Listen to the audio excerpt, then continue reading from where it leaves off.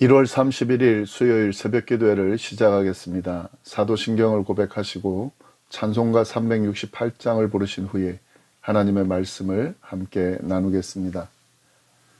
하나님께서 저희에게 주신 말씀은 마가복음 10장 46절부터 52절까지의 말씀입니다. 그들이 여리고에 이르렀더니 예수께서 제자들과 허다한 무리와 함께 여리고에서 나가실 때에 디메오의 아들인 맹인 거지 바디메오가 길가에 앉았다가 나사렛 예수시란 말을 듣고 소리질러 이르되 다윗의 자손 예수여 나를 불쌍히 여기소서 하거늘 많은 사람이 꾸짖어 잠잠하라 하되 그가 더욱 크게 소리질러 이르되 다윗의 자손이여 나를 불쌍히 여기소서 하는지라. 예수께서 머물러 서서 그를 부르라 하시니 그들이 그 맹인을 부르며 이르되 안심하고 일어나라 그가 너를 부르신다 하매 맹인이 겉옷을 내버리고 뛰어 일어나 예수께 나아오거늘 예수께서 말씀하여 이르시되 내게 무엇을 하여 주기를 원하느냐. 맹인이 이르되 선생님이여 보기를 원하나이다. 예수께서 이르시되 가라 내 믿음이 너를 구원하였느니라 하시니 그가 곧 보게 되어 예수를 길에서 따르니라.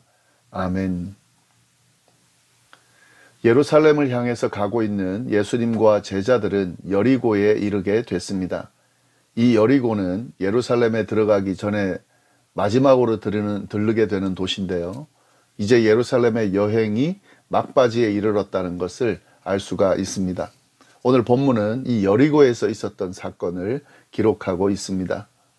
그 사건이 뭐냐면 앞을 보지 못하는 맹인 거지 바디메오를 예수님께서 고쳐주신 기적의 사건입니다. 그게 어떤 내용인지 함께 보도록 하겠습니다.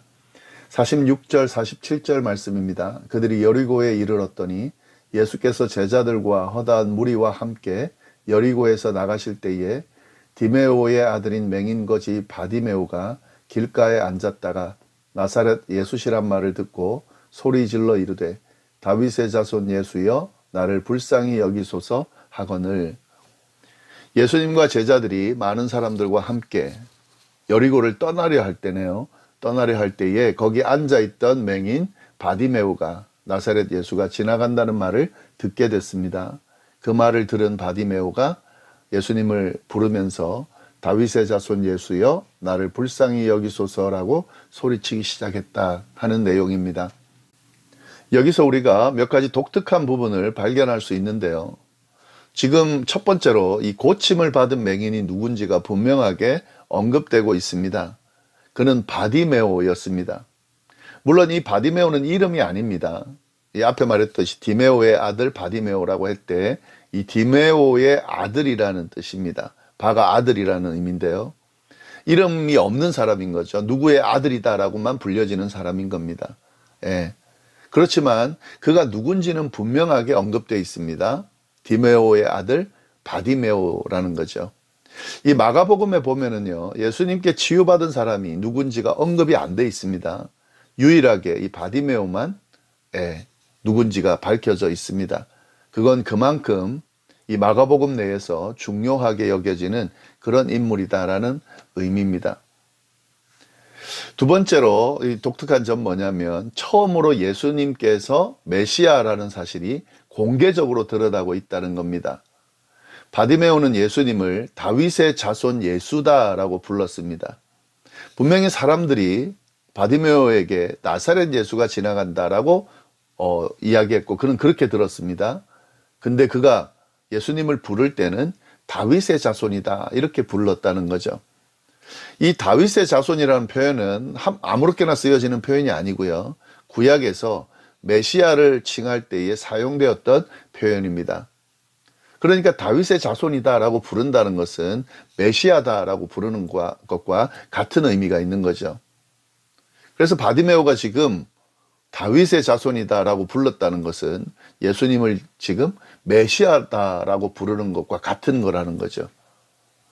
예수님의 제자들은 이미 알고 있었죠. 예수님께서 3번의 그 고난 예고를 하시면서 또 말씀하셨고, 그리고 베드로가 주는 그리스도다라고 고백도 했고, 그리고 여러 가지 정황상 예수님이 메시아다라고 하는 것을 제자들은 알게 됐습니다. 알려주셨습니다. 그러나 예수님은 사람들에게 알리지 말라고, 공개적으로 말하지 말라고 그렇게 한 상태이기 때문에 지금 공개적으로 제자들이 말하지 못한 그런 상태였습니다. 그런데 바디메오가 예수님을 다윗의 자손이라고 부르면서 메시아라는 사실을 많은 사람들에게 지금 공개적으로 드러내고 있는 겁니다. 네, 이게 좀 특징적인 부분 중에 하나입니다. 그리고 세 번째를 보면은요, 이 바디메오가 이렇게 부른 이유는 메시아라고 생각했기 때문에 그런 건데, 단순하게 그냥 지식적으로 예수님이 메시아다라고 생각하는 게 아니라요, 지금 확신하고 있다는 사실이 드러나 있습니다.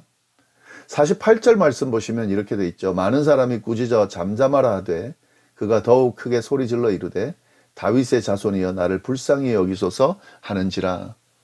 그러니까 바디메오가 예수님께 자신을 불쌍히 여겨달라고 크게 소리를 질렀더니 사람들이 막 조용히 하라고 꾸짖었습니다. 근데 더 큰 소리로 예수님을 부르는 거예요. 예수님 부르는데 다윗의 자손이다 라고 또 반복해서 부르면서 자신을 불쌍히 여겨달라고 외치고 있습니다. 바디메오는 이 예수님이 자신의 병을 고쳐줄 분이라고 믿었습니다. 그러니까 막 지금 매달리고 있는 거죠. 근데 단순한 자신의 병을 고쳐줄 분 정도가 아니라 그를 메시아라고 믿었다는 거죠.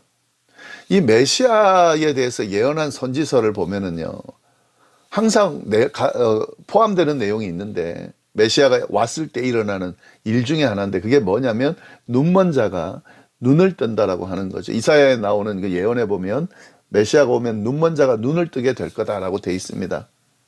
바디메오는 이를 분명하게 알았던 것으로 보이는데요, 예수님이 메시아이고 메시아가 분명하다면 그는 눈을 뜨게 해줄 거라는 거죠. 눈먼 자에. 자기가 지금 눈먼 자잖아요. 예, 그러니까 자기의 눈먼 것을 뜨게 해줄 거라고 믿었던 거죠. 이거는 예수님이 메시아라고 지금 확신하고 있는 거죠. 그래서 사람들이 아무리 꾸짖으면서 소리치지 말라고 해도 그 메시아를 만나야 되는 거죠. 메시아에게 도움을 요청해야 되는 거죠. 그래서 이렇게 확신하면서 소리를 치고 있었다는 거죠. 이런 특징이 오늘 기적 안에 있습니다. 고침을 받은 맹인이 누군지가 분명하게 언급이 돼 있고, 그리고 메시아, 예수님이 메시아라고 하는 것이 사람들에게 공개적으로 선포되는 그런 시작점이고, 그리고 바디메오, 예수님을 메시아라고 바디메오가 확신에 차서 지금 행동하고 있다, 도움을 요청하고 있다 하는 거죠. 이런 특징들 아래서 바디메오가 예수님께 도움을 요청하고 있다는 것을 좀 보시면 좋겠고요.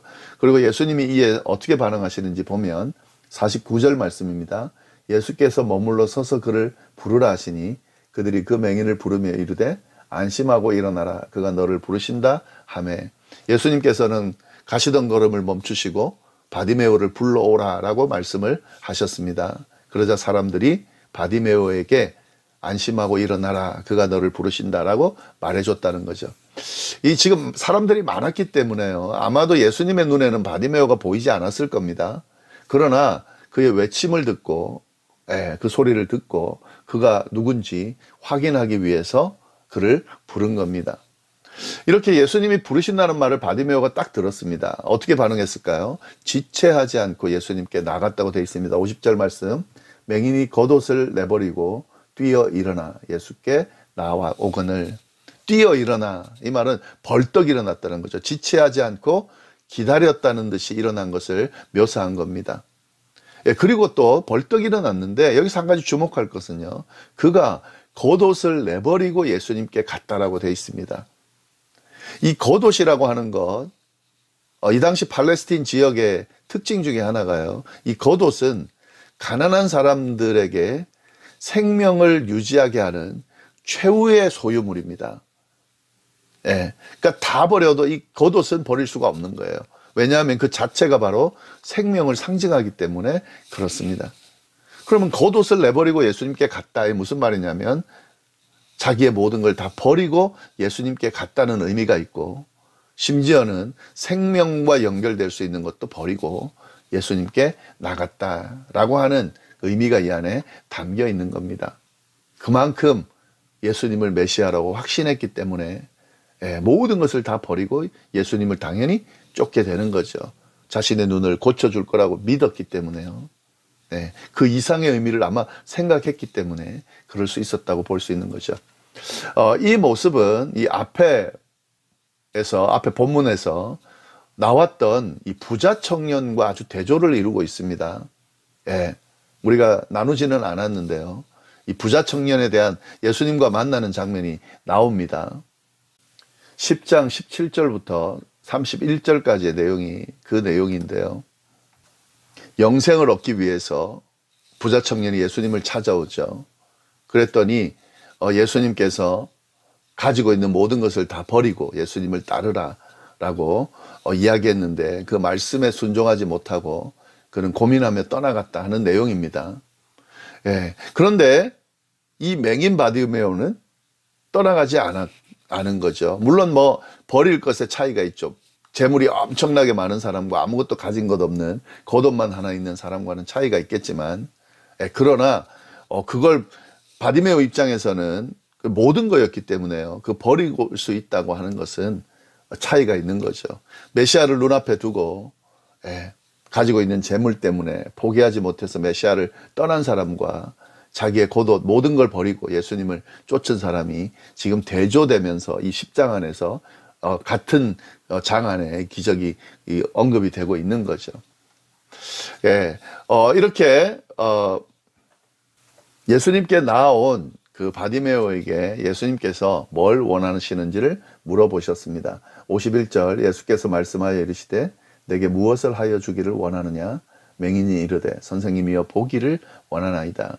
내게 무엇을 해주기를 원하느냐?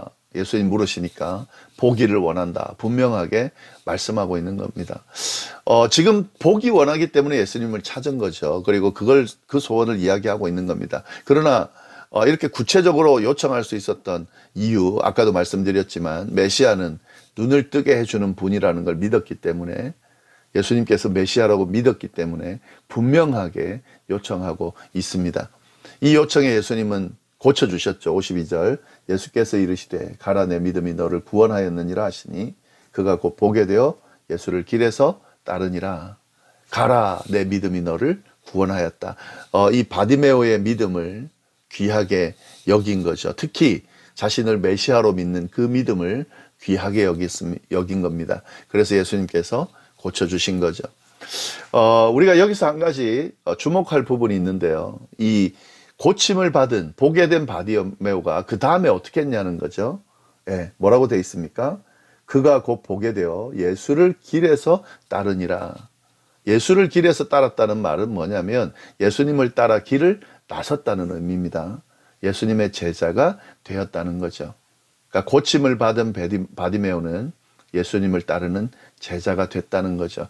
우리가 이 과정을 보면서요, 왜 이 마가가 이 기적의 내용을 중요하게 다루는지, 그의 존재가 어떤 존재인지를 언급하는지를 우리가 연결해서 볼 수가 있습니다. 그는 예수님을 따르는 제자가 된 거죠. 눈을 고침받는 기적만 경험한 것이 아니라 예수님을 따르는 육적인 고침뿐만 아니라 영적인 고침도 받는, 그리고 예수님의 제자가 되는 그런 아주 영광스러운 자리에 앉게 되는 그런 결론이 있기 때문에 이렇게 중요하게 다루고 있는 거죠. 예수님을 메시아로 진정으로 믿는 사람이라면 이건 당연한 거죠. 메시아를 기다리던 유대인들이었습니다. 간절히 기다리던 유대인들이었습니다. 그런데 눈앞에 메시아가 나타났습니다. 그 메시아라는 존재를 확실하게 믿었습니다. 그러니까 당연히 따르게 되는 거죠. 그렇게 기다리던 메시아가 오셨는데도 불구하고 믿지 못했고 받아들이지 못했던, 그래서 예수님을 외면했던 많은 사람들과는 아주 대조를 이루는 모습입니다. 아까도 말했지만 율법을 철저하게 지키고 살아온 유대인인, 모범적인 유대인인 부자 청년이 영생을 찾는다고 하면서도 자신의 재산 때문에 메시아를 만나고도 따르지 않는, 그래서 영생을 얻지 못한 이 사람과도 아주 대조를 이루고 있는 거죠. 예수님은 우리를 구원하러 오신 메시아입니다. 그를 믿음으로 구원받고 또 그를 따르는 제자의 삶을 사는 것이 가장 복된 길이라는 사실을 우리가 기억하면서 이 길을 감사함으로, 기쁨으로 걸어갈 수 있어야 하겠습니다. 그리고 아직도 이 구원의 길을, 제자의 길을 따르지 못하는 많은 사람들에게 예수님을 소개하고 복음을 소개하는, 전하는 그런 삶을 살 수 있어야 하겠습니다. 기도하겠습니다. 하나님 아버지 감사합니다. 귀한 말씀으로 또 오늘 하루를 시작합니다. 하나님께서 허락하신 이 하루를 귀하게 의미 있게 잘 살게 하시되 예수님을 메시아로 온전히 믿고 따르는 그런 복된 길이 되게 하시고 제자의 삶을 사는 그런 복된 길이 되게 하시고 믿지 않는 이들에게 이 예수님을 소개하는 그런 하루가 될 수 있도록 인도하여 주옵소서. 감사하며 이 모든 말씀을 예수님의 이름으로 기도드립니다. 아멘.